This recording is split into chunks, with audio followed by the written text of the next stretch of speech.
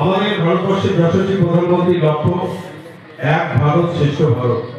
সেই লক্ষ্যে আপনারা সবাই জানেন লোকমানব সর্দার বল্লভভাই প্যাটেলের 150তম জন্মদিন গোটা ভারতবর্ষে পালিত হচ্ছে এবং তার সাথে সাথে আমাদের জেলাও সেই র্যালি 17, 18, 19 3 দিন হয়েছে এবং ঠিক তেমনি সেই র্যালির যে মূল লক্ষ্য এক ভারত শ্রেষ্ঠ ভারতের লক্ষ্য এবং সরকার বল্লভভাই প্যাটেলের স্বপ্ন ছিল যুব সমাজকে এগিয়ে আসার জন্য এবং দেশকে বিশ্বের প্রথম স্থানে ভারত জগৎসভায় শ্রেষ্ঠ আসন হবে সেই লক্ষ্যে মোদীর স্বপ্ন বিকশিত ভারত। তার জন্য আমাদের যে সরকার বল্লভভাই প্যাটেলের 150 বছর পূর্তি পদযাত্রা চলছে, যেটা আগামীতে স্ট্যাচু অফ ইউনিটি গুজরাটে সমাপ্ত হবে।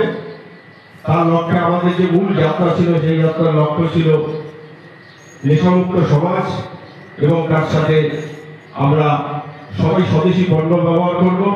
স্বদেশী পণ্য ব্যবহারের মাধ্যমে আমাদের দেশের অর্থনৈতিক মান উন্নয়ন হবে এবং অর্থনৈতিক মান উন্নয়ন হলে আমরা মোদীজির লক্ষ্য 2047 বিকশিত ভারত, সেই লক্ষ্যে আমাদের স্বপ্ন পূরণ হবে এবং তার সাথে যুব সমাজ যদি এগিয়ে না আসে, যুব সমাজ আজকে দেশের মূল কান্ডারি, সেই জন্য নেশামুক্ত যুব সমাজের আহ্বান জানা হয়েছে এবং তার সাথে সাথে আমরা যেমন মাদক মুক্ত হব নিজেরা, ঠিক তেমনি আমরা নেশামুক্ত যুব সমাজ গড়ব সেই অঙ্গীকার করছি এবং সেই বিকশিত ভারতের লক্ষ্যে ভারত সরকারের সামাজিক ন্যায় মন্ত্রণালয় চলেছে।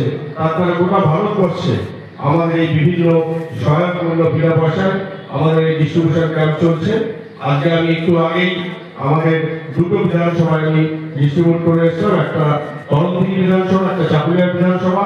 আজকে আমাদের রয়েছে ইসলামপুর এবং গোয়ালপুকুর আসন, পরবর্তীতে আমাদের আছে আগামী মঙ্গলবার হেমদাবাদ ও রায়গঞ্জ, অলরেডি কালিয়াগঞ্জ হয়ে গেছে।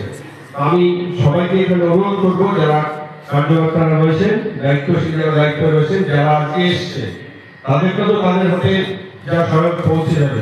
যারা আসেনি আপনারা দায়িত্ব নিয়ে তাদেরকে ফোন করে তাদেরকে ডেকে নিয়ে বা যারা আসতে পারবে না তাদেরকে পৌঁছে দেওয়ার দায়িত্ব আপনাদেরই।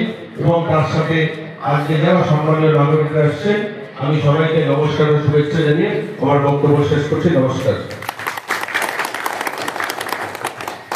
সকলকে ধন্যবাদ। আমাদের